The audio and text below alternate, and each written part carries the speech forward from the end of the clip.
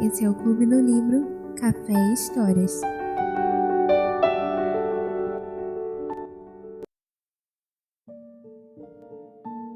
Mulherzinhas, Luísa May Alcott. Brincando de peregrinas. Não é Natal sem presentes, resmungou Joe, deitada no tapete. É tão horrível ser pobre, suspirou Meg, olhando para o vestido velho. Não acho justo que algumas garotas tenham tantas coisas bonitas e outras não tenham nada, acrescentou a pequena Amy com uma fungadela magoada. Temos papai e mamãe, e umas às outras, retrucou Betty, soando satisfeita em seu canto. Os 4 rostos jovens, iluminados pelo fogo da lareira, brilharam com aquelas palavras alegres, mas escureceram de novo quando Joe disse tristemente: Não temos papai e não teremos por um longo tempo. Ela não disse talvez nunca mais, mas cada uma delas acrescentou essa ideia silenciosamente, pensando no pai tão longe em guerra. Por um minuto ninguém falou. Então Meg disse em um tom alterado: Vocês sabem que a razão pela qual mamãe propôs que não tivéssemos presentes nesse Natal é porque seria um inverno duro para todos, e ela acha que não devemos gastar com prazeres enquanto nossos homens sofrem tanto no exército. Não podemos fazer muito, mas podemos fazer nossos pequenos sacrifícios e deveríamos fazê-los com alegria. Ainda assim, temo que não conseguirei. Meg balançou a cabeça como se pensasse com pesar em todas as coisas bonitas que desejavam. Mas não creio que o pouco que gastaríamos fosse adiantar. Cada uma de nós tem $1, e o exército não receberia muita ajuda caso doássemos. Concordo em não esperar nada de mamãe ou de vocês, mas quero comprar um Jane e Cintron para mim. Eu quero há tanto tempo, disse Joe, que era uma leitora voraz. Planejei gastar meu dinheiro com uma música nova, disse Betty, com um leve suspiro que ninguém, além do escovão e do suporte da chaleira, ouviu. Vou comprar uma bela caixa de lápis de desenho da Faber. Realmente preciso deles, declarou Amy decidida. Mamãe não disse nada sobre o nosso dinheiro, e ela não desejaria que desistíssemos de tudo. Vamos comprar o que queremos e nos divertir um pouco. Tenho certeza que trabalhamos duro para isso, bradou Joe, examinando o salto de suas botas de maneira cavalheiresca. Sei que eu trabalho ensinando aquelas crianças cansativas quase o dia todo, quando preferiria estar em casa. Começou Meg novamente em um tom de reclamação. Você não passa por metade das dificuldades que eu passo, disse Joe. Gostaria de ficar fechada por horas com uma velha nervosa e meticulosa que a faz correr o tempo todo, nunca está satisfeita e a perturba até que você tenha vontade de voar pela janela ou chorar? Ficar irritada é ruim, mas acho que lavar pratos e manter tudo arrumado é o pior trabalho do mundo. Sinto-me mal-humorada e minhas mãos ficam tão duras que não consigo praticar piano. Betty olhou para as mãos grosseiras com um suspiro que todos puderam ouvir dessa vez. Não acredito que nenhuma de vocês sofra como eu, lamentou Amy, pois não precisam ir à escola com garotas impertinentes que as atormentam se não sabem suas lições e riem de seus vestidos e defumam seu pai se ele não é rico e insultam se seu nariz não é bonito. Você quis dizer difamam, creio, não defumam. Como se o pai fosse uma peça de carne, explicou Joe rindo. Sei o que quis dizer, e não precisa ser estatírica a respeito disso. É correto usar boas palavras e aprimorar seu vocabulário, respondeu Amy com dignidade. Não explicassem umas às outras crianças. Não queriam que tivéssemos o dinheiro que papai perdeu quando éramos pequenas, Joe? Poxa vida, como estaríamos bem e felizes se não tivéssemos preocupações, disse Meg, que se recordava de tempos melhores. No outro dia, você disse que achava que éramos muito felizes, que as crianças do King, pois elas brigam e ficam irritadas o tempo inteiro, apesar do dinheiro que têm. Eu disse, Beth. Bem, acho que somos, pois embora tenhamos que trabalhar, divertimos-nos entre nós. E somos um grupo bem serelepe, como diria Joe. Joe usa mesmo essas gírias, observou Amy, com um olhar de reprovação para a longa figura esticada no tapete. Joe imediatamente se sentou e colocou as mãos no bolso e começou a assobiar. Não faça isso, Joe, é coisa de moleque. É por isso que faço. Detesto garotas mal educadas, pouco refinadas. Detesto moçoilas afetadas, amaneiradas. Os passarinhos em seus ninhos concordam, cantou Beth, a pacificadora, com uma cara tão engraçada que ambas as vozes afiadas se suavizaram para rir, ao que a picuinha terminou daquela vez. Na verdade, meninas, vocês duas têm culpa, disse Maggie, começando a dar um sermão com o seu ar de irmã mais velha. Você tem idade suficiente para deixar de lado truques de moleque e se comportar melhor, Josefine. Não tinha tanta importância quando era pequena, mas agora está tão crescida. E prenda o cabelo para cima. Deve se lembrar de que agora é uma jovem senhorita. Não sou, e se prender o cabelo para cima me torno uma. Vou usá-lo em Maria Chiquinhas, até os 20 anos. Gritou Joe, tirando a rede do cabelo e soltando a juba castanha. Odeio pensar que preciso crescer e ser uma senhorita Marte. Usar vestidos compridos e ficar empertigada como uma dália. É ruim o suficiente ser menina quando gosto dos jogos e das maneiras dos meninos. Não consigo superar meu desapontamento por não ser menino. E agora é pior que nunca, pois morro de vontade de sair e lutar com o papai. E só posso ficar em casa e tricotar feita uma velha pachorrenta. Joe chacoalhou a meia militar azul até que as agulhas batessem como castanholas, e seu novelo de lã atravessou o cômodo. Pobre Joe, é péssimo, mas não há nada a fazer. Deve tentar ficar contente em deixar seu nome masculino e bancar o irmão para nós, meninas, disse Beth, acariciando a cabeça felpuda com a mão da qual nem todo o trabalho de lavar louça e espanar pó do mundo poderia tirar a suavidade do toque. E quanto a você, Amy? Continuou Maggie. Já é meticulosa e impertigada demais. Seu pendatismo é engraçado agora, mas se não tomar cuidado, você vai crescer e se tornar uma boba afetada. Gosto de suas boas maneiras e do modo refinado de falar quando não tenta ser elegante. Mas suas palavras absurdas são tão ruins quanto as gírias de Joe. Se Joe é uma moleca, a Amy é uma boba. O que eu sou, por favor? Perguntou Beth, pronta para tomar parte do sermão. Você é uma querida, nada demais, respondeu Meg, amorosamente, e ninguém a contradisse, pois a ratinha era o xodó da família. Como os jovens leitores gostam de saber como as pessoas são, vamos aproveitar esse momento para dar-lhes um pequeno esboço das 4 irmãs que se sentavam tricotando no crepúsculo, enquanto a neve de dezembro caía silenciosamente lá fora e o fogo crepitava alegremente dentro de casa. Era uma sala confortável, embora o tapete estivesse desbotado e os móveis fossem muito simples, pois um bom quadro ou 2 pendiam nas paredes, livros preenchiam os nichos, crisântemos e rosas de Natal floresciam nas janelas, e uma atmosfera agradável de paz doméstica dominava o ambiente. Margaret, a mais velha das 4, tinha 16 anos e era muito bela, robusta e clara, com olhos grandes, cabelo castanho claro farto, uma boca bonita e mãos brancas, das quais muito se envaidecia.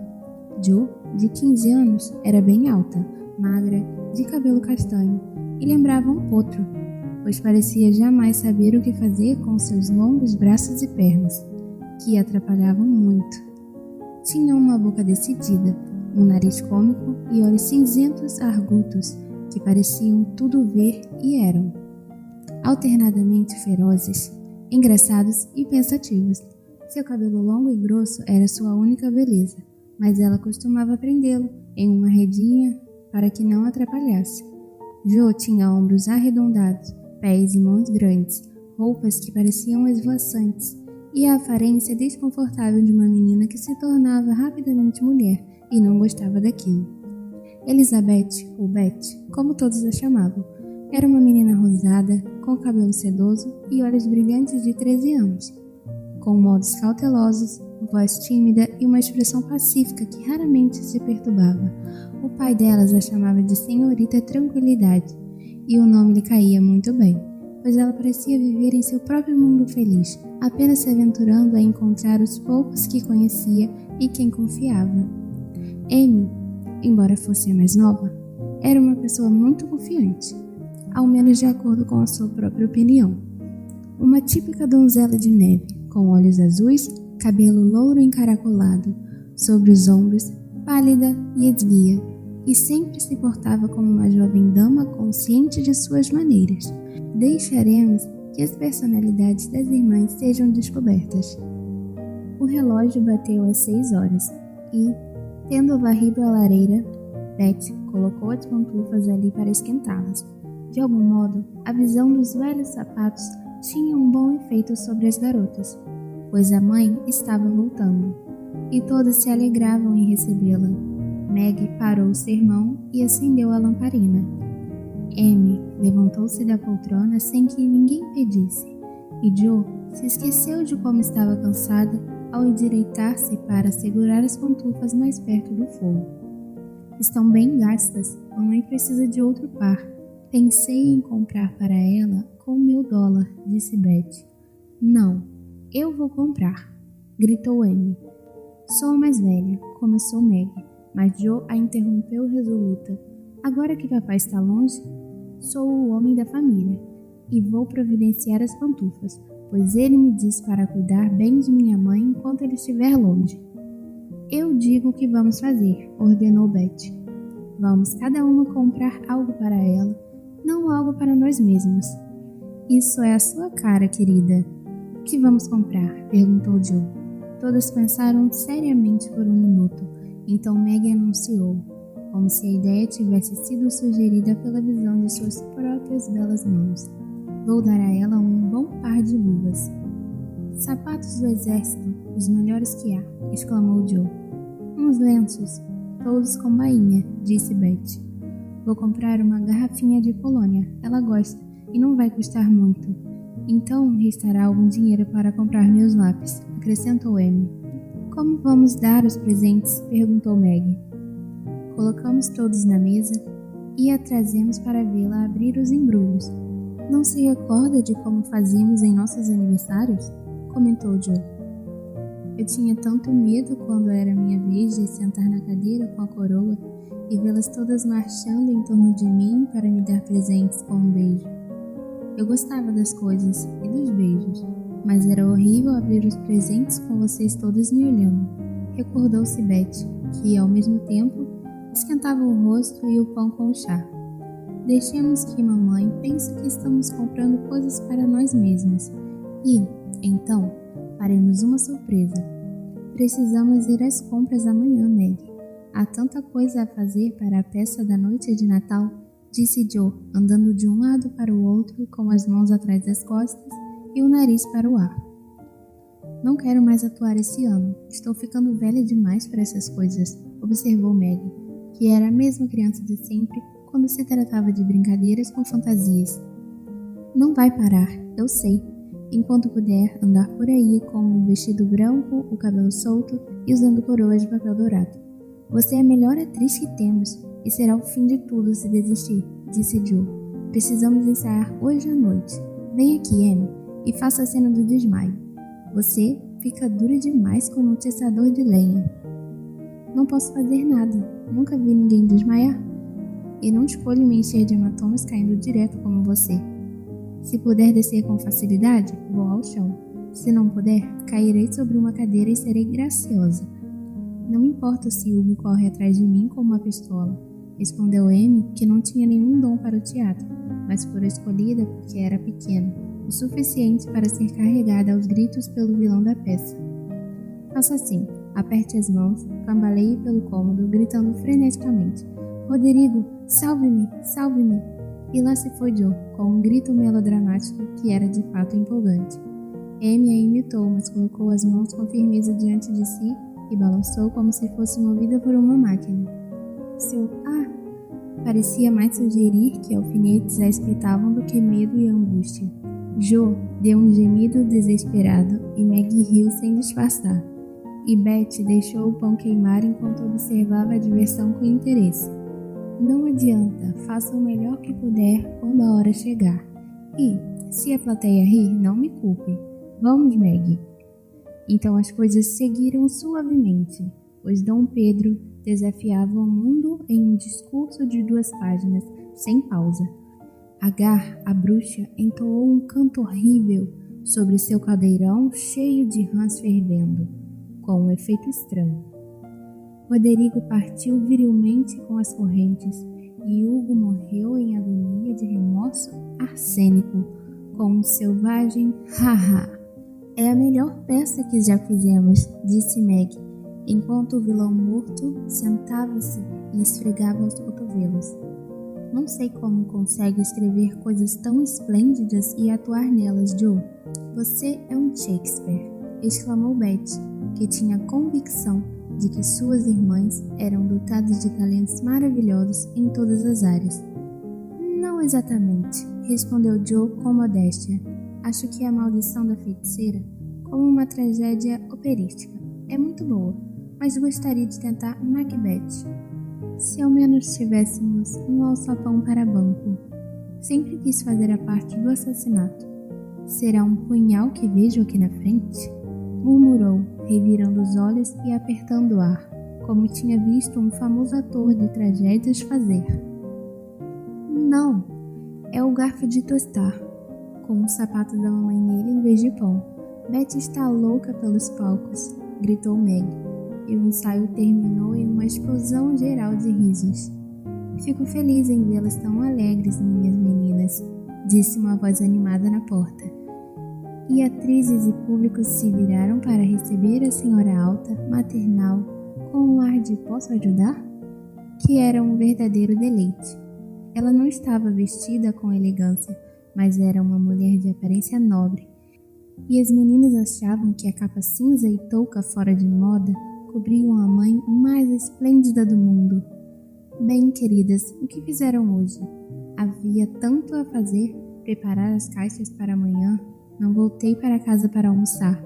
Alguém veio, Betty? Como está seu resfriado, Maggie? Jo, você parece morta de cansaço. Venha me dar um beijo, amor. Enquanto fazia essas perguntas maternais, a senhora Marty tirou as roupas molhadas, colocou as pantufas quentes e sentou-se na poltrona. Puxou Amy para seu colo. Preparou-se para aproveitar a hora mais feliz de seu atarefado dia. As meninas voaram em torno dela, tentando deixar as coisas mais confortáveis, cada uma de seu jeito. Meg arrumou a mesa de chá, Jo levantou a cadeira e arrumou as cadeiras, derrubando, virando e batendo tudo que tocava. Betty ia para lá e para cá entre a sala e a cozinha, quieta e ocupada, enquanto Amy dava ordens a todas, sentando-se com as mãos dobradas. Enquanto se reuniam em torno da mesa, a senhora Marty disse com um rosto particularmente feliz: tenho um regalo para vocês após o jantar. Um sorriso rápido e luminoso passou ao redor como um raio de sol. Betty bateu palmas, sem levar em conta o biscoito que segurava, e Joe jogou o guardanapo para cima gritando: uma carta! Uma carta! 3 vivas para o papai. Sim, uma carta longa e agradável. Ele está bem e acha que deve atravessar o estado do frio melhor do que temíamos. Envia todo tipo de desejos amorosos para o Natal e uma mensagem especial para vocês, meninas, disse a senhora Marty, apalpando o bolso como se tivesse um tesouro ali. Vamos, terminem. Não pare de torcer o dedinho e ficar de sorrisinho sobre o prato, Amy, gritou Joe, engasgando com o chá e deixando o pão cair, com o lado da manteiga para baixo no tapete, por causa de sua pressa para chegar o regalo. Betty não comeu mais, mas saiu de fininho para sentar-se em seu canto ensombrecido e pensar sobre o deleite por vir, até que as outras estivessem prontas. Acho que foi esplêndido papai ir ao capelão mesmo velho demais para ser convocado, e sem ser forte o bastante para ser soldado, disse Meg de maneira amorosa. Queria tanto ir como tocador de mascate, uma vivan, qual o nome? Ou enfermeira, assim poderia ficar perto dele e ajudá-lo, exclamou Joe com um gemido. Deve ser muito desagradável dormir em uma tenda, comer todo tipo de coisas ruins e beber em uma caneca de alumínio. Amy suspirou. Quando ele voltará para casa, mamãe? Perguntou Betty com a voz um pouco trêmula. Ainda vai demorar muitos meses, querida, a não ser que fique doente. Ele vai permanecer lá e fazer seu trabalho lealmente pelo próximo tempo que puder. E não pediremos que volte um minuto mais cedo do que possa ser liberado. Agora venham e ouçam a carta. Todas se aproximaram do fogo, a mãe em uma grande cadeira com Betty aos pés, Meg e Amy encolheradas uma de cada lado e Joe inclinada para trás, onde ninguém poderia ver nenhum sinal de emoção caso as palavras fossem tocantes. Poucas cartas escritas naqueles dias duros não eram tocantes, especialmente as que os pais enviavam para casa. Aquela pouco falava das adversidades sofridas, dos perigos enfrentados ou da saudade de casa subjugada. Era uma carta alegre, esperançosa, cheia de descrições vívidas da vida do acampamento, marchas e notícias militares. E apenas no fim o coração do massivista transbordava amor paternal e saudades de suas garotinhas. Envie a todas elas meu amor e um beijo. Diga-lhes que penso nelas durante o dia, rezo por elas à noite e encontro o melhor conforto no amor delas em todas as horas. Um ano parece muito tempo para esperar até vê-las, mas lembre a elas que, enquanto esperamos, podemos todos trabalhar para que esses dias duros não sejam desperdiçados. Sei que vão se recordar de tudo o que disse a elas, que sejam filhas amorosas para você e cumpram suas tarefas com lealdade. Lutem com coragem contra os inimigos mais próximos e superem a si mesmos também para que, quando eu voltar, possa ter mais afeto e orgulho que nunca de minhas mulherzinhas. Todas fungaram quando chegaram àquela parte. Joe não se envergonhou da grande lágrima que caiu da ponta de seu nariz, e Amy não se importou em amassar os cachos quando encostou o rosto no ombro da mãe e soluçou. Sou uma menina egoísta, mas vou tentar melhorar de verdade. Assim ele não ficará desapontado comigo um dia. Todas nós tentaremos, anunciou Meg. Penso muito em minha aparência e detesto trabalhar, mas não farei mais isso, se conseguir. Tentarei ser aquilo de que ele adora me chamar, uma mulherzinha, e não ser grosseira e descontrolada. Cumprirei meu dever aqui em vez de desejar estar em outro lugar, disse Joe pensando em manter o controle de seu gênio. Em casa era uma tarefa muito mais difícil que enfrentar um rebelde ou dois lá no sul. Betty nada disse, mas limpou as lágrimas com a meia militar azul e começou a tricotar com toda a sua força, sem perder tempo para fazer a tarefa que estava mais próxima, enquanto resolvia em sua pequena alma quieta ser tudo o que o pai esperava encontrar quando o ano trouxesse a feliz volta para casa. A senhora Marty quebrou o silêncio que se seguiu às palavras de Joe, dizendo em sua voz alegre: "Vocês se lembram de como brincavam de peregrinas quando eram pequenininhas? Nada as deixava mais felizes que fazer com que eu pendurasse minhas sacolas de trapos em suas costas como fardos, lhes desse chapéus, gravetos e rolos de papel e as deixasse viajar pela casa do porão, que era a cidade da destruição, até o topo, onde vocês colocavam todas as coisas bonitas que achavam para fazer uma cidade celestial. Como aquilo era divertido, especialmente passar pelos leões, lutar contra o Apolion e atravessar o vale onde estavam os diabretes, disse Joe. Eu gostava da parte que os fardos caíam pela escada, afirmou Meg. Não me lembro de muita coisa, a não ser de que tinha medo do porão e da entrada escura e de que sempre gostei do bolo com leite que comíamos no topo. Se não fosse velha demais para essas coisas, gostaria de brincar novamente, disse Amy, que começava a falar sobre renunciar às coisas infantis na idade madura de 12 anos. Nunca estamos velhas demais para isso, minha querida, porque é uma peça que interpretamos o tempo todo, de um jeito ou de outro. Nossos fardos estão aqui. Nossa estrada está diante de nós, e o desejo de bondade e felicidade é o nosso guia por muitos problemas e erros, até a paz que é a verdadeira cidade celestial. Agora, minhas pequenas peregrinas, imaginem que começam novamente não de brincadeira, mas de verdade. E vejam quão longe conseguem chegar antes que papai volte para casa. Sério, mãe? Onde estão nossos fardos? Perguntou Amy, que era uma jovem muito literal. Cada uma de vocês disse qual era seu fardo agora mesmo, exceto Betty. Prefiro pensar que ela não tem nenhum, disse mamãe. Sim, tenho. O meu são pratos e espanadores. Invejar garotas com bons pianos e ter medo de gente. O fardo da Betty era tão engraçado que todos quiseram rir, mas não riram, pois teriam magoado muitos sentimentos dela. Vamos fazer isso, disse Meg pensativa. É apenas outro nome para tentarmos ser boas. E a história pode nos ajudar, pois embora queiramos ser boas, é uma coisa difícil, da qual nos esquecemos e não fazemos nosso melhor. Estávamos no pântano da desconfiança esta noite, e mamãe veio e nos tirou, como o auxílio fez no livro. Precisamos ter uma lista de direções, como cristão. O que faremos a respeito disso? Perguntou Joe, deliciada com a fantasia que deu um pouco de romance à tarefa tão maçante que era fazer os seus deveres. Olhem sob seus travesseiros na manhã de Natal e encontrarão seus guias, respondeu a senhora March. Falaram sobre o novo plano enquanto a velha Hannah tirava a mesa. Então pegaram 4 cestinhos de trabalho e as agulhas voavam enquanto as meninas faziam lençóis para a tia March. Elas adotaram o plano de Joe, de dividir as costuras longas em 4 partes, chamando os quadrantes de Europa, Ásia, África e América.